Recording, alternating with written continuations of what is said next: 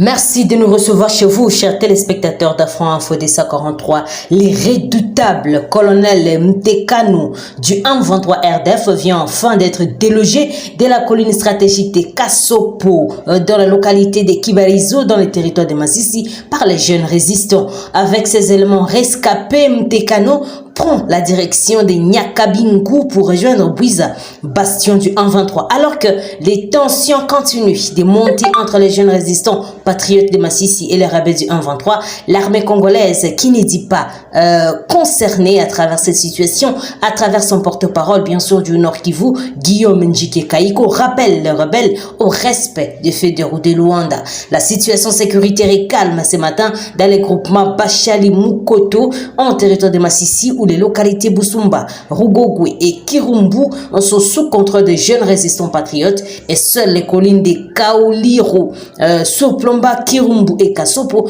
dans la localité de Kibarizo sont occupées par les rebelles du 123. Il y a 20 minutes, notre source à Kibarizo confirme que la colline de Kassopo, qui constitue une position militaire stratégique, est sous le feu des jeunes résistants patriotes et qui essaient d'y déloger le rebelle du 123. Notez, aucun affrontement n'est donc enregistré dans les environs des 30 km de la cité de Kichanga, contrairement aux fausses informations que propage l'armée numérique de la rébellion du 123. Son président Bertrand Bissimois et son exécutif Benjamin Mponimpa.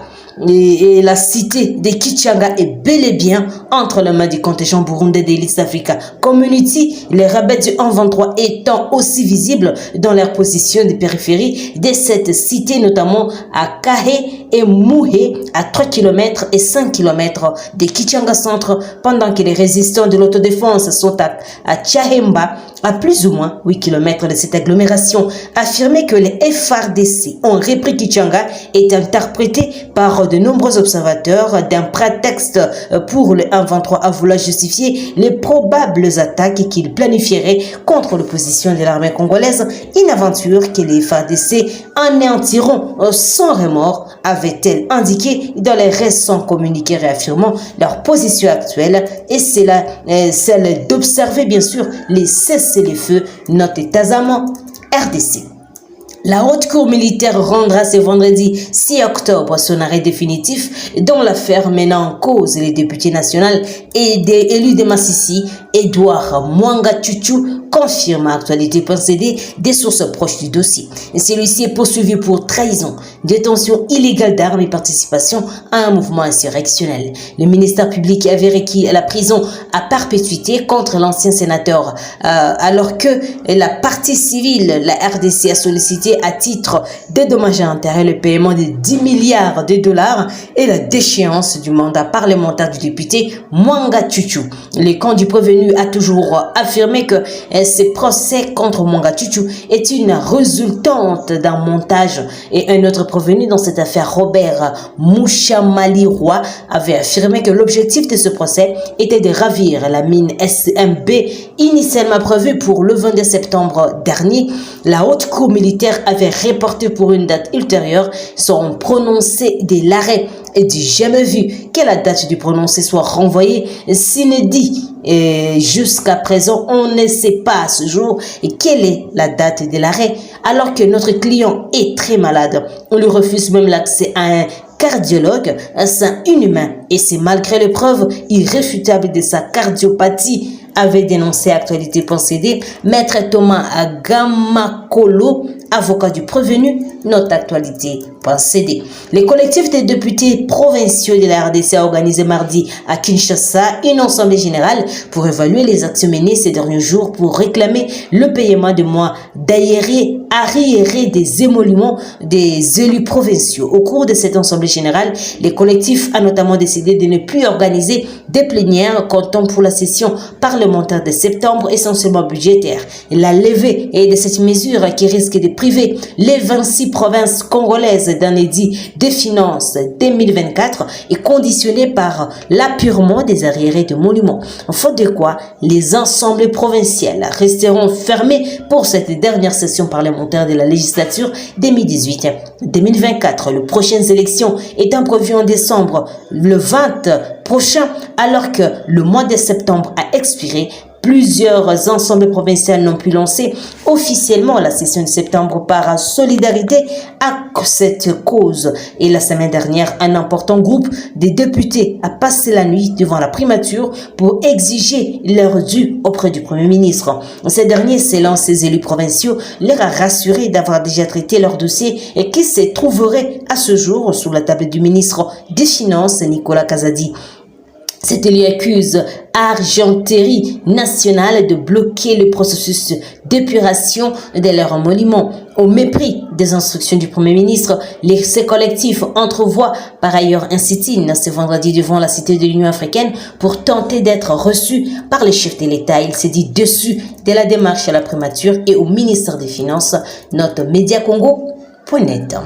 La ministre d'État, ministre de la Justice et garde des Sceaux, Rose Mutombo Kiese, en sa qualité de présidente du conseil d'administration de l'Institut des Nations Unies pour la prévention des crimes et des traitements des délinquants, l'UNAFRI, a présidé le 3 octobre 2023 à Addis Abeba en Éthiopie la 12e réunion ordinaire du conseil d'administration de cette organisation devant les ministres et chefs de délégation des pays membres, des membres du corps diplomatique et les représentants de l'Union africaine, les représentants des agences des Nations Unies, les organisations internationales. Au terme de cette réunion, la RDC a cédé son fauteuil à l'Ouganda et il a nécessité pour nous de maintenir l'UNAFRI comme une institution viable, respectueuse, restructurée, capable de relever les défis des crimes traditionnels, émergents et contemporains.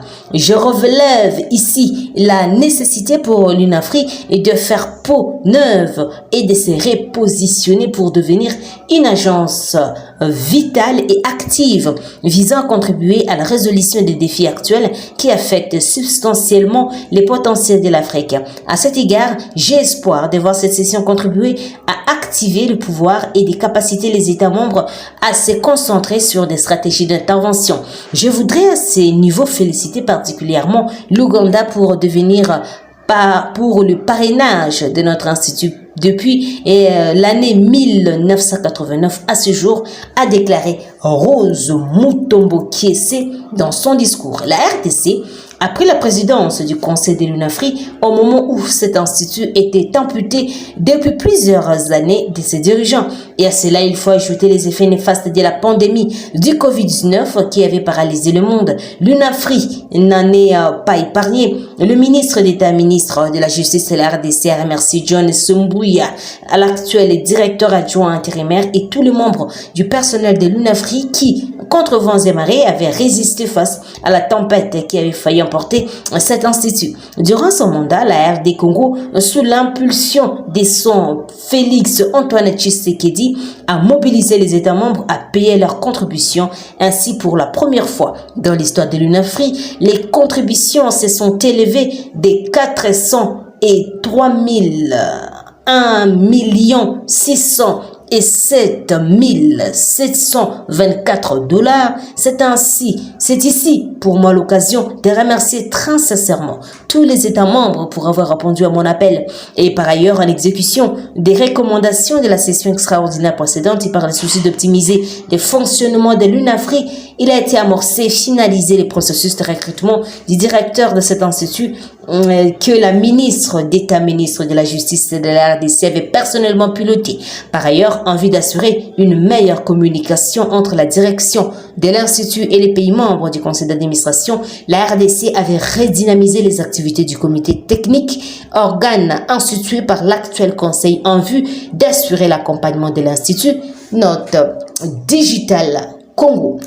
Chers téléspectateurs, c'est par ici que nous terminons notre émission. Merci à vous tous de nous avoir suivis jusqu'à la fin.